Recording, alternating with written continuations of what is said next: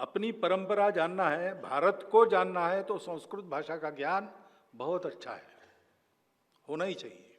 तब हम जान सकते, मूल स्रोतों से जान सकते। हमको भाषांतर पढ़ने नहीं पड़ते, और भाषांतर बहुत सारे गलत किए हैं अथवा किए गए। तो मूल स्रोत जानना है तो संस्कृत पढ़ना अनिवार्य है। लेकिन स्कूल में मुझे घर से भेजा, संस्कृत परीक्षा दो, किल्ला पारडी की परीक्षाएं चलती थी, तो मेरा मन नहीं लगा। लेकिन घर में मुझे संस्कृत स्तोत्र सिखाए गए, वो मैंने याद कर लिए। और संस्कृत भारती की पद्धति जब मैंने देखी तो मैंने देखा कि संस्कृत के बारे में शंकित लोग भी उनके प्रशिक्षण वर्ग में आते हैं, 10 दिन में बोलचाल की संस्कृत सीख लेते बड़े आनंद से।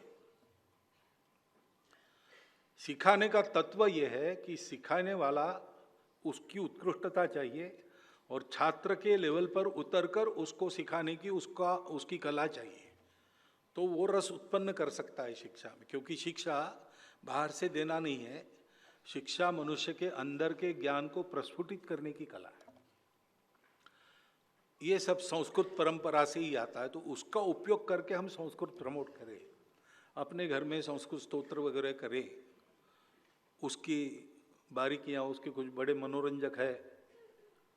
तक्रम शक्रस्य दुर्लभा, ऐसा एक अंतिम पंक्ति है, यानी मट्ठा इंद्र को भी दुर्लभ है, पीने वाला मट्ठा। उसके पहले 3 प्रश्न है, क्या तक्रम, ऐसा 3 प्रश्न है, उसमें 2 आ गए एकदम।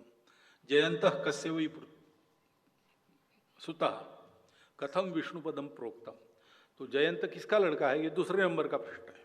उसके पहले नंबर का प्रश्न है, उसका उत्तर है मट्ठा। हाँ, भोजनांते च किम पेयम, मट्ठा, भोजन के बाद क्या पीना है। जयंत कस्य वै सुता, इंद्र, जयंत इंद्र का पुत्र है।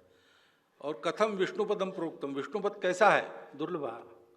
तो 3 प्रश्न पूछे, अंतिम पंक्ति में 3 उत्तर लिखे, तक्रम शक्रस्य दुर्लभा। उसका भाषण तो होता है मट्ठा इंद्र को दुर्लभ है। अब ये ऐसा बताते तो इंटरेस्ट उत्पन्न होता है। ये सारी बातें होती थी, ये करनी चाहिए, तो अपने आप बच्चे संस्कृत पढ़ेंगे। लेकिन संस्कृत का काम चलाओ ज्ञान कम से कम भारत को समझना चाहने वाले प्रत्येक को होना चाहिए।